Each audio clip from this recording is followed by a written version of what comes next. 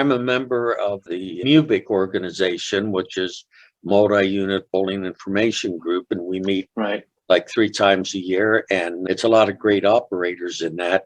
And I'm saying the same thing. We just had a meeting earlier this month that the open bowling has been very good.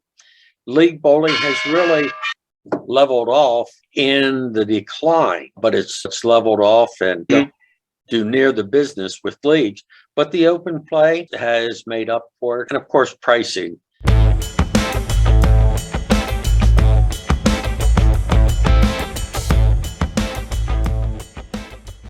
Awesome. So thank you so much for coming on today, Terry. I know you're a busy guy, but appreciate you taking a little time out of your day to join us.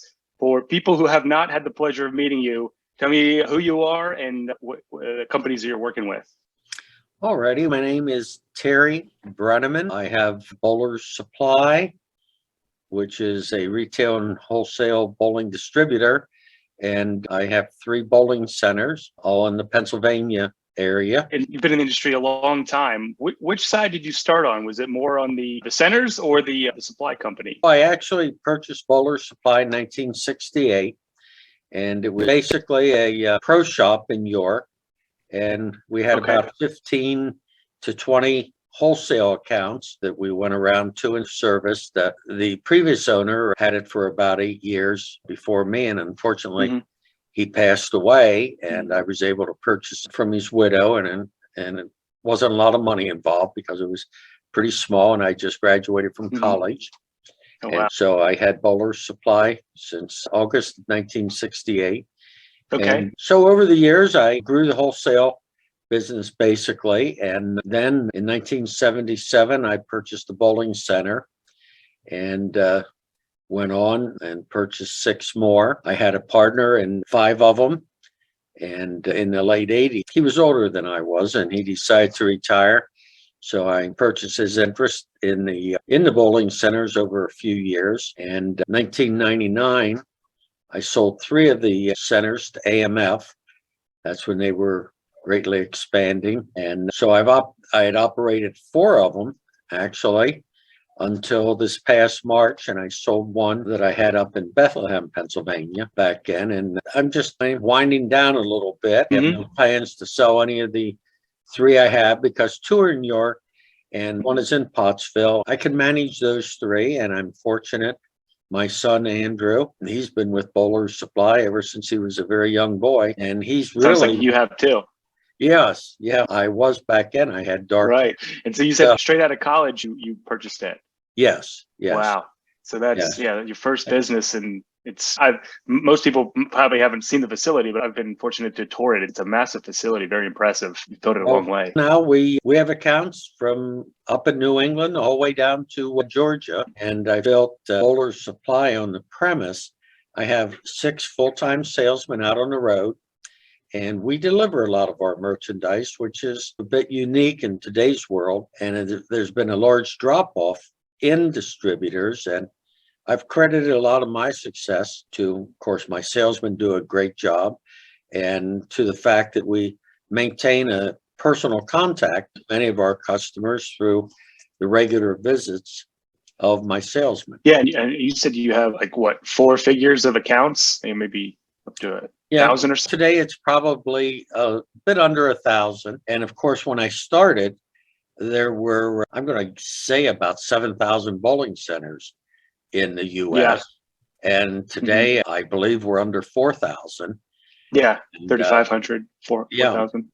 And just like my accounts, we've lost a lot of accounts over the years. Many smaller accounts have closed up, and what you're left with are the bigger centers. And I must say, even though it's sad closures, the ones that are still there operating today, it's a lot of great centers, a lot of FECs, and as people in the industry know, just about everything built the last 10, 12 years has been like an FEC type center, and they do very well. Yep.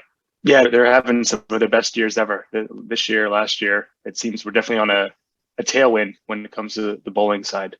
Yes. And even though it's not nearly as many league bowlers today, people don't want to make the commitment. There's still awful lot of people at bowl that don't join leagues, but they're still regular bowlers. And Yeah. I think the industry is doing pretty well overall. Yeah, absolutely. I read a stat that something like just under 70 million people in the U.S. bowl at least once bowl once a year or more. Yes. Yeah. And what the key is from a I proprietor don't know. standpoint is to try and get all those people to bowl 3 or 4 times a year rather than one or Right. two. And with the pandemic, Exactly. it really hurt a lot of businesses, but it's come back strong with the PPP money. Many bowling proprietors Yeah. and businesses have actually done pretty well, and that's been the case with us. Yeah, it's a good time. It was a good time to reinvest. Some of the weaker competitors maybe fell out. A lot of restaurants and maybe smaller bars fall out, and then there's still the same amount of people who want to go out, and you got a little money left from the PPE or whatever else. It's a good time to reinvest, and we're definitely seeing that this year.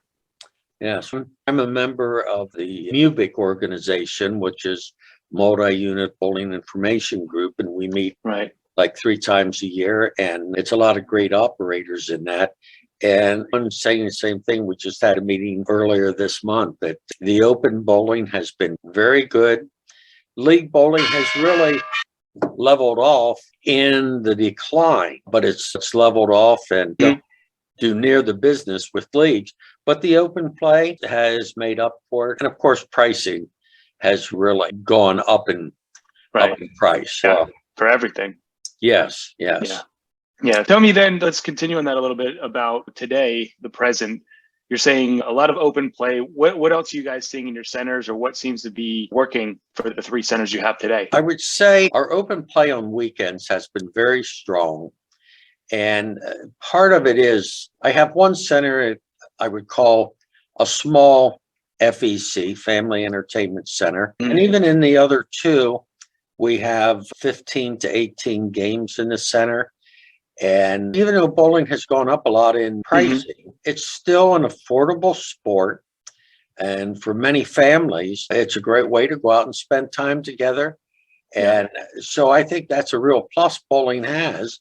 And I like to think the people that have maintained their centers, and I think that's a key. It's vital that you're constantly updating and modernizing your center. People come in, and I think that they'll pay for it if they think they're getting a good perceived value. I just see centers that are doing that are doing well, and virtually every new center built, again, in the last 10 or 12 years has been that type of center, and many of them anywhere from $6 to $15 million. A lot of money invested. Absolutely. And as I know, some of the people you work with, they're doing the renovating, and that's something you have to do. Yeah. I heard a good tip to always be dripping out new improvements all the time, so they feel like they're getting that value. So instead of just doing a revamp one time, fix everything and just let it go for a number of years, just always be putting a little bit back into it. Always, like you said, just fixing it up, showing the people that you care and you're putting money back into it. I think that is a real key. And I've always tried to do something every year that the bowlers can see.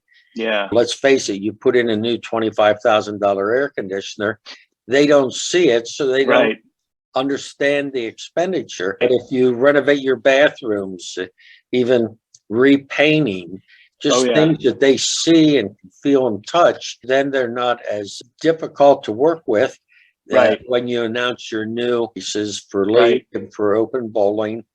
And it still isn't too bad. And we every year go up a little bit. We try and do something every year to show them. And of course, we try and tell them, because many just don't understand that, and they might not see the expenditure. So I think it's our job as a proprietor to inform them, hey, this is what we're doing.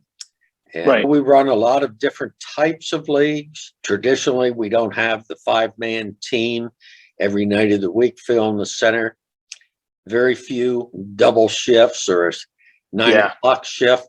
So you try and make your money with the leagues during the week, and Friday, Saturday, Sunday, you run events. Birthday parties have been very strong. Yeah, that one I know you guys do very well with.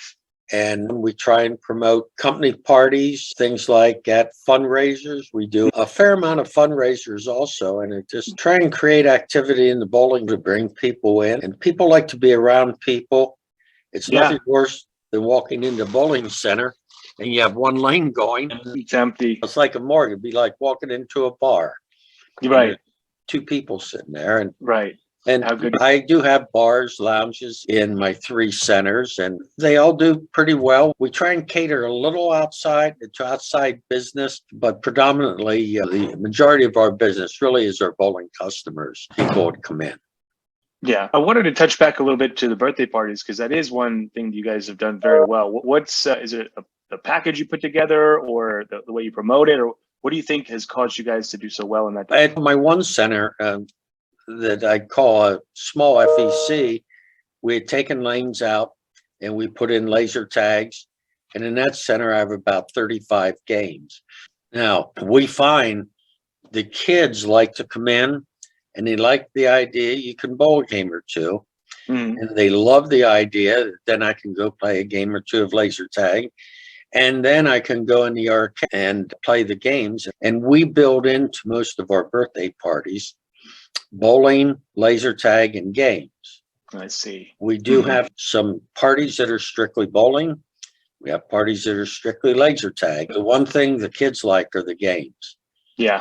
And we've invested a lot of money in good games. Again, you can't offer old, tired games Right. to the kids. Nope. And now when they have a cell phone in their hand that's competing with it. Exactly. Exactly. And a good general mix in a lot of the modern bowling centers today, about a third of the revenue is bowling, about a third of it has to do with food and beverage, and about a third with your games and videos, whether you have laser tag or any other type of entertainment in there. But right, that's a pretty good mix. Yeah. Yeah, and it keeps you balanced. And then I'm sure the three play off of each other. Someone might come in to bowl, but then they see there's laser tag. So then they're coming back for laser tag, or it starts to create a cycle where you're getting a bigger crowd. And we do far more birthday parties at that center than my other two traditional centers. I can see that. But still, even in those centers with a small arcade, we have some expensive games and nice games. And it's a draw. It really is. And you always think about, gee, if I had more room for games, and that begs the question, do you need all the lane bets you have? Right. Yeah. I'm seeing a lot of that too. Yeah. You taking out lanes. See a lot of people pulling lanes out. That's right. It makes their business stronger. So what's worse, to be a traditional bowling center and your business leveled off and maybe declines, or you take some lanes out and you see the business grow and it's more vibrant. And right. So I think a lot of operators have done well by doing that. And it doesn't take a ton. You could pull out 4 lanes, and that's a lot of space. You could easily fit a whole arcade in there. I think maybe in Philly, our town, they pulled out maybe 8 or 10, and they did an entire laser tag arena just with a couple lanes there. So if you have 40 or 50, it's a lot of space. That's what I did. I took 8 lanes out, and that allowed me to put in a 2,250 square foot laser tag, which 7-8 years ago was considered small. Today, a lot of what I perceive as the better operators, they seem to feel that's the right size and devote more space to the games themselves, where before they were putting in 3,000 or bigger square foot laser tag arena. Yeah. So things evolve even in that end. And the virtual reality, some of those games are real good, but some of the virtual reality standalones that people go and play, and you have to have an attendant put the headgear on and so forth, they aren't doing so well. Yeah. It's hit or miss. Yeah. Yeah, it's hit or miss. And the labor is a big factor. And of course, we've all been hit shortages in the labor market. Right. Every one of my businesses right now, I'm short in labor. I could add employees if I could only find them. Right. At every business I have. Yeah. And everybody I talk to says the same story. Yeah. Yeah, it's a tight market out there. I think we'll see somewhat of an easing as there's some layoffs and things trickle down with any kind of recession pullback, but it's tight. It's a tight labor market. You leave somebody like Joe Biden keep running things, and there'll be a lot of people looking for Right. jobs the way he's going. Yeah. Enough Yeah, politics. right. So Exactly. I did want to touch on one thing though with the recession is you've been through a lot of cycles for the economy. Do you see bowling as something that's recession proof? Entertainment might be one of the first things to go, but bowling being affordable, do you see that as an option where it's more sheltered from something like that? I definitely do. And I could tell you in the past, the 70s, 80s, and 90s, when we went through some of those recessions and downturns, bowling actually picked up Really? according to my memory of it. Yeah. I must say, I don't think that's so much of a factor anymore because I don't think bowling has the downturns maybe that it once had years ago, but I've really never experienced much of a downturn in business. I'd like to say it's because of our employees and working hard and I'm sure. having the right product, but bowling is more of a recession proof industry for sure than a lot of other ones. Yeah. And it's the social part. I think people like to go out with friends, have a drink or two, spend a night together. It's just they don't want to do it maybe quite as long. More Right. short season leagues are very popular. Yes. More mixed leagues are very popular. And we do it at almost every one where we have an offer for bowling and they get some food with it possibly, or they get some drinks with it. And those leagues have been very popular. Yeah. Yeah, we've definitely seen that grow. The social league, where it's maybe non-sanctioned, like you said, shorter, could be a couple eights back to back, or a substitute, or something like that, where it's not the same structure. But like you said, people want to come out. That becomes their night out of the week, and it becomes pretty enjoyable for people.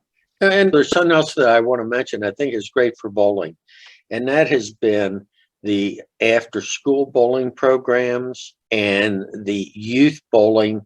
On high school level, we have seen it around here and across the country. High school bowling is really popular.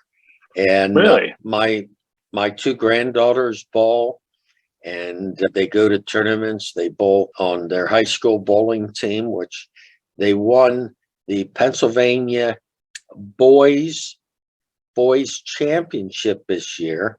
Really? And my two granddaughters were on the team because they had a lack of other boys to bowl. And I've been to a lot of tournaments in the last few years, and I'll tell you, it's really great and it's growing. Collegiate bowling is real strong out there. So there's a lot of young people that are really involved in bowling, which I think is good for the sport. Absolutely. And sometimes you can't go by statistics because there's a lot of unsanctioned bowling. Youth and adult, hardly any seniors are sanctioned. And so if you just look at industry figures, they can be very misleading for the strength of our sport. So I don't think bowling is going to go away. I don't think we'll ever see second shifts come back. And there's so many other alternative forms of recreation over the years that have taken away that, yeah, I don't look for league bowling to ever really have a resurgence. Yeah, at least in its previous form, like we're saying, that the social ones, which sometimes I'm seeing centers where that's 3/4 of their league. Some people, it might be 20%, but some people, that's 75% of their leagues are the non-sanctioned social. I'd see that continuing to grow. Yes. As people look for more community and you spend all day behind a computer, you want to get out and see friends and be out and about and feel something tactile with your hands, move around. And that's what the sport is all about. Yes. Yes, I agree. I feel real positive about bowling. And I think it's a good, solid industry, a good, solid sport. And you meet an awful lot of nice people in it. And that's what I think attracted me to it many years ago. And I was a real avid bowler when I was very young. And that's how I got into business. Yeah, and treated you well, it seems. Yes, it has. I want to piggyback on that, on your outlook of bowling, and move to the future of where you see things going in the next 2 to 3 years or so for the industry. I foresee more of the same like it is for the last a couple years. I think it's going to be steady. We don't look for it to go down at all unless we get in a terrible recession. But I think it's going to continue to be solid. It'll grow for maybe two reasons. One, price increases.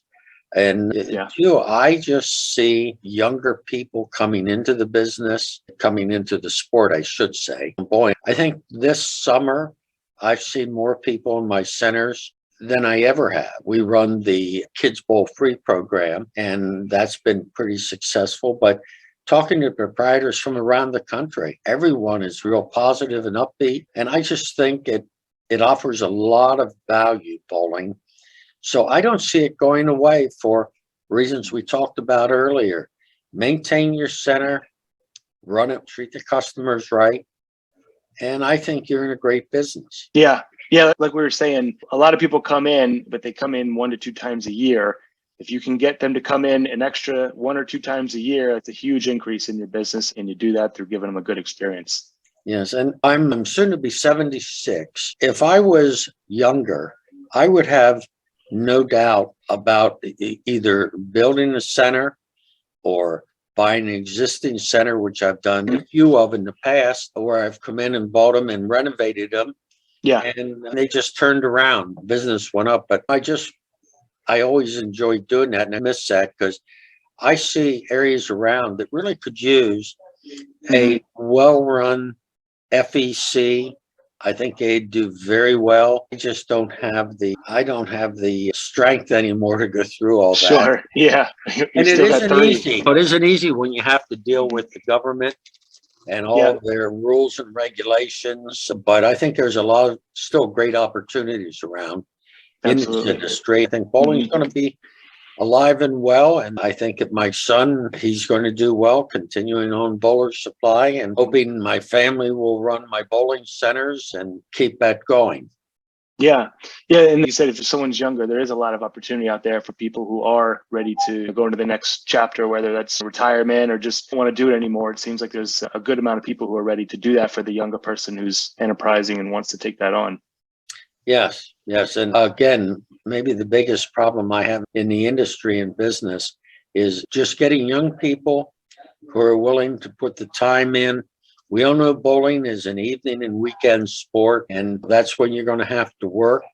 But to get people who like to do, they can certainly move up and make a good, solid living for the rest of their lives doing that. Yeah, absolutely. Sean, that I worked with, is a great example of that. Worked with you for a long time, moved all the way up, and has a good living.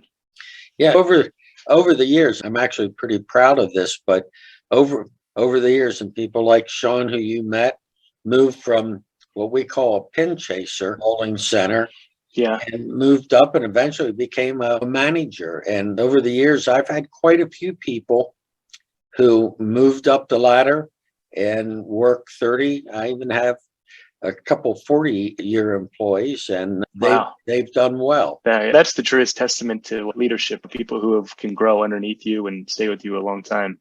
Yes, and without a doubt. Without good employees, and I don't want to beat that old drum that, oh, gee, if I wasn't for my employees, I wouldn't be where I'm at. Sure. Part of that's true, and I'd like to think leadership is part of it. Yeah, I've had some great employees over the years. Absolutely. We're coming up on time, so I wanted to finish up with one final question. And you mentioned it a little bit, but if you were to give advice to a new proprietor, or maybe someone who wants to double down or is at a crossroads, what would your number one piece of advice be to that proprietor?